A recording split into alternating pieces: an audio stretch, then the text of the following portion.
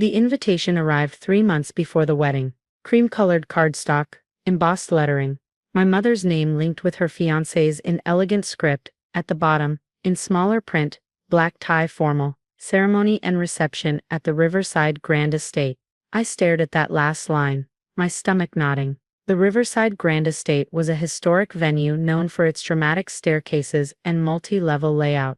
I'd been there once for a fundraising gala. The main ceremony hall was up 23 steps. The reception area required navigating 4 different floor levels. I called my mother that evening. "Mom, I saw the venue choice. The Riverside doesn't have accessible routes to most of the event spaces. Can we talk about?" "Vanessa, I've already put down a non-refundable deposit," she cut me off. "The venue is perfect. You'll be fine.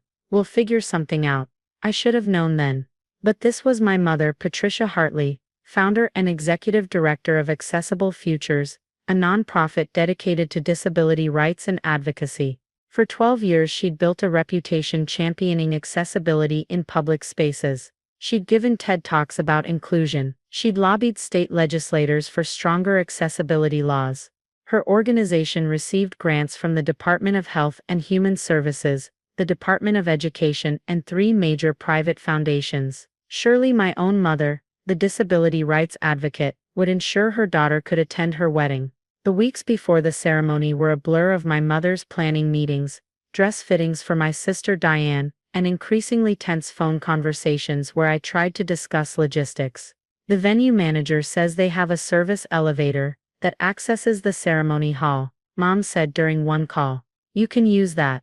"A service elevator? Mom, that means going through the kitchen and behind the scenes. I want to enter with the other guests." "Vanessa, I need you to be flexible. This is my day. Surely you can make some accommodations." The irony wasn't lost on me. The woman who'd written a grant proposal titled "The Right to Full Participation, Ensuring Equal Access for All" was asking her wheelchair-using daughter to enter her wedding through the kitchen. I have Ehlers-Danlos syndrome, a connective tissue disorder that affects my joints, muscles, and mobility. I'd been using a wheelchair full-time for 6 years since I was 23. My mother had publicly supported me through the diagnosis, even writing a blog post for her nonprofit about navigating disability as a family. That post had been shared thousands of times. People had commented about what an amazing, supportive mother she was. The wedding day arrived on a perfect Saturday in June. I'd driven 3 hours from my apartment, my wheelchair secured in my adapted van. The Riverside Grand Estate sprawled across manicured grounds, all white columns and flowering gardens. I parked in the accessible spot closest to the main entrance and made my way inside. The venue coordinator, a stressed-looking woman named Michelle, met me in the marble foyer. "You must be Vanessa," she said, glancing nervously at my wheelchair. "Your mother asked me to show you to the service entrance. The elevator is. I'd like to use the main entrance like everyone else," I said firmly. Michelle's expression turned pained. "The main entrance has the grand staircase. There's no ramp access to the ceremony level. Your mother was very specific about the photos she wanted on those stairs." Of course she was. I ended up waiting in a side room while other guests arrived, hearing their laughter and conversation echoing through the halls as they climbed those grand stairs. Through the doorway, I could see my mother's colleagues from Accessible Futures, the very people she worked with to fight for disability rights, walking past without a second thought about the accessible route. Finally, Michelle returned to escort me through the kitchen. Staff members cutting cake and arranging champagne flutes paused to stare as I wheeled through, following Michelle to the service elevator. It was freight-sized, smelling of cleaning chemicals. The ceremony hall was already filled when I emerged from the back entrance. I wheeled along the side wall to an empty space that had been left at the end of the back row. Not with family, not even close to the aisle. A spot clearly designated as where we'll put the wheelchair. My sister Diane was already seated in the front row with our aunt and uncle. She glanced back, saw me, and quickly looked away. The ceremony began. I watched my mother walk down the aisle in her ivory gown, radiant and smiling, surrounded by flowers and candlelight and 200 guests. She didn't look toward the back corner where I sat. The reception was worse. The cocktail hour took place in the garden, accessible enough, though the grass was soft and my wheels sank with every push. Then Michelle announced that dinner would be served in the main reception hall, up another flight of stairs. We've arranged for staff to carry you, Michelle said quietly, appearing at my side. Excuse me. Your mother requested that we have staff members available to carry you in your wheelchair upstairs. She said it would be faster than waiting for the elevator. I'm not being carried, I said, my face burning. I'll use the elevator. The service elevator is on the other side of the building. By the time you get there, use it and navigate the back hallways. Dinner will be half over. Your mother really wanted you present for the toasts. I wanted to leave. I should have left. But this was my mother's wedding, and some part of me still hoped that she'd remember I was there, that she'd make space for me. I took the service elevator again, arriving at the reception hall just as salads were being served. My assigned seat was at a table in the far back corner, partially hidden behind a decorative column. I sat with distant cousins I barely knew, and one of my mother's college friends, who spent the entire meal talking about her Pilates instructor. Then came the photos. The photographer had set up near the floor-to-ceiling windows, using the golden evening light. My mother and her new husband posed first, then called up family members. Diane and her husband, our aunt and uncle, my mother's parents, my grandparents, who walked over carefully, mindful of their ages. Immediate family now, the photographer called. Let's get mom with her daughters. I started to wheel forward. My mother's eyes locked on mine, and her expression hardened into something I'd never seen directed at me before. She walked over quickly, her smile fixed but her voice low and sharp. You're going to ruin the photos. What? The wheelchair. It's going to be in every picture. This is my wedding, Vanessa. These photos are going to be displayed in my home, shared with everyone. Can't you just stand up for a few pictures? The reception hall had gone quiet. Guests at nearby tables turned to look. Mom, I can't stand unassisted. You know that. You can stand with support. I've seen you do it. Hold on to Diane. Hold on to the window frame. I don't care. Just stand up for the family photos. My hands were shaking on my wheelchair's armrests. I use a wheelchair because I need it. You know this. You've given speeches about this exact kind of ableism. Don't lecture me about disability rights at my own wedding. My mother hissed. Either stand up for the photos or leave. I'm not having my wedding album ruined by a wheelchair in every shot. The words hit like a physical blow. Around us, guests had pulled out their phones. I could see screens lifted, recording. Patricia, maybe we should. Her new husband started. No, my mother cut him off. I have worked too hard for today to be perfect. I am not compromising my vision, because she won't make a simple accommodation. Mom, Diane said softly. Maybe we could do some photos with Vanessa seated and some standing. Stand up or leave. My mother repeated, her voice carrying across the silent reception hall. Those are your options, Vanessa. I couldn't speak, couldn't move, couldn't process that my mother who had built a career on disability advocacy, was calling my wheelchair an embarrassment at her wedding, in front of 200 people. That's when my uncle stepped forward. Come on, we'll help you out. Before I could protest, he and two of my cousins had gripped my wheelchair. They lifted me, chair and all, carrying me toward the exit. What are you doing? I managed. Your mother wants you out of the reception photos.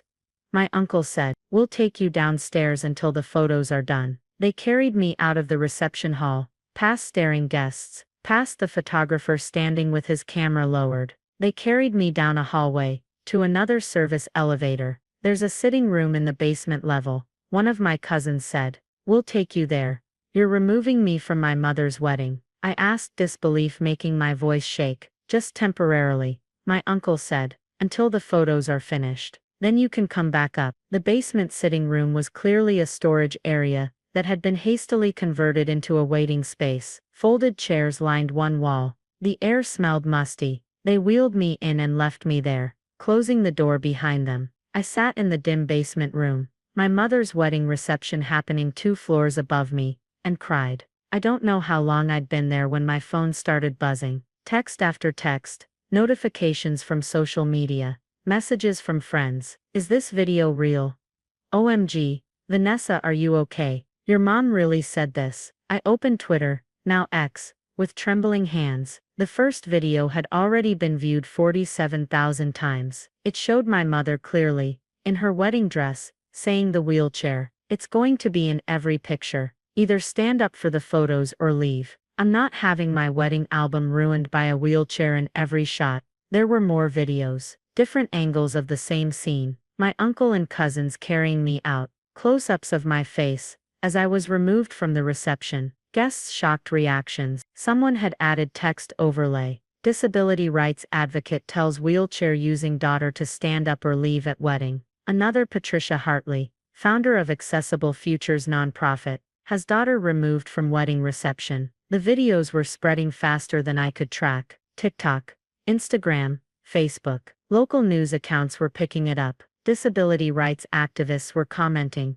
sharing, expressing outrage. My phone rang, a number I didn't recognize. Miss Hartley, this is Catherine Chen, from the Department of Health and Human Services, Office for Civil Rights. I've been made aware of some concerning videos circulating online regarding an incident at a wedding earlier today. Can you confirm you're the individual in those videos? I confirmed it, my voice barely steady. Miss Hartley, I need to inform you that we're opening an investigation into Accessible Futures, the nonprofit organization run by Patricia Hartley. Your mother's organization receives significant federal funding, over $340,000 annually, from HHS alone. Those funds come with strict requirements about organizational practices and the personal conduct of leadership, particularly regarding compliance with the Americans with Disabilities Act and disability rights principles. An investigation.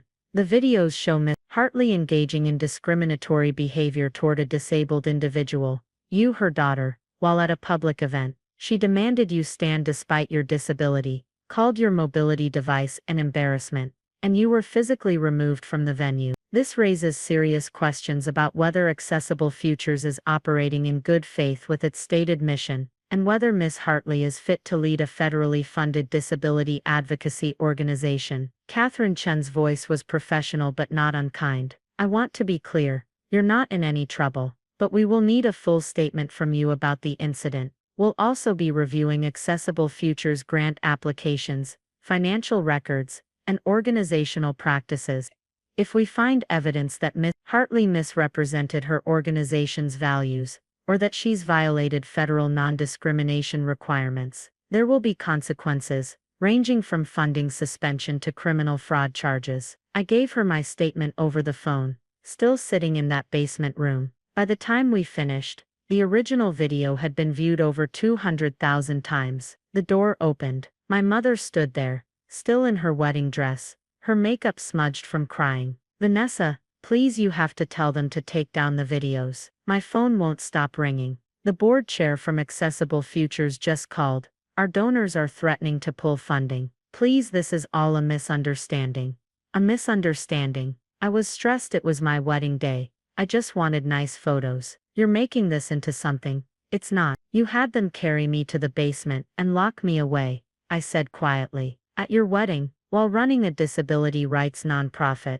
I run that nonprofit. I've dedicated my life to helping people with disabilities. One bad moment doesn't erase 12 years of advocacy. Mom, you discriminated against your own disabled daughter at your wedding, while accepting government money to fight discrimination. Federal investigators are involved now. The videos show exactly who you are when it's inconvenient to practice what you preach. She left without another word. Over the next 3 weeks, the investigation unfolded publicly. The videos had gone so viral that mainstream media picked up the story. Disability rights organizations issued statements condemning my mother's actions. Her TED Talk was removed from the official platform. 3 major donors to Accessible Futures publicly withdrew their support. The Department of Health and Human Services suspended all federal funding to Accessible Futures pending the investigation's completion. The Department of Education followed suit. Without that funding, which represented 73% of the organization's annual budget,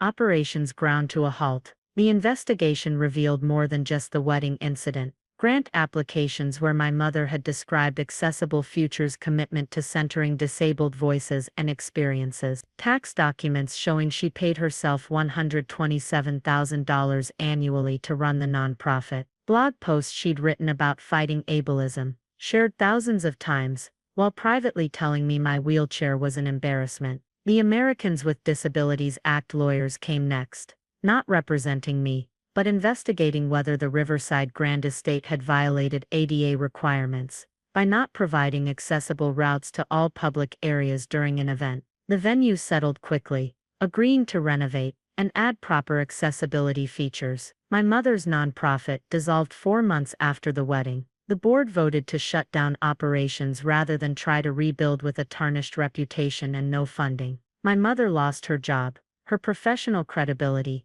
and most of her social circle. I received dozens of messages from people with disabilities, thanking me for exposing the hypocrisy. Several said they'd experienced similar treatment from family members, who claimed to be supportive, but refused to make actual accommodations. My mother tried to reach out several times. Emails about healing our relationship and moving past this. I didn't respond. Because the truth is, the wedding wasn't the beginning of her ableism. It was just the first time it was captured on video and shared widely enough that she faced consequences. The woman who built a career on disability advocacy couldn't handle having a disabled daughter at her wedding photos. That video showed the world what I'd been living with privately for 6 years. The disappointment in her eyes every time I used my wheelchair. The suggestions that I try harder to walk. The constant minimizing of my limitations. The federal government recovered $180,000 in misused grant funds. My mother's marriage ended within a year. Her husband filed for divorce, citing the stress of the public scandal and his discomfort with what the videos revealed about her character. I moved to a new city, started a job with a disability rights legal clinic, and began writing about the intersection of family dynamics and ableism. I speak now about how discrimination often comes from those closest to us, wrapped in concern, or couched in special occasions, that supposedly justify asking disabled people to minimize themselves. And I never delete those videos when they resurface every few months, going viral again, with each new wave of internet users discovering them, because they're proof that advocacy, without personal accountability, is just performance. And sometimes the people who claim to fight hardest for our rights are the ones who need to be fought against. My wheelchair isn't an embarrassment, but my mother's hypocrisy should be.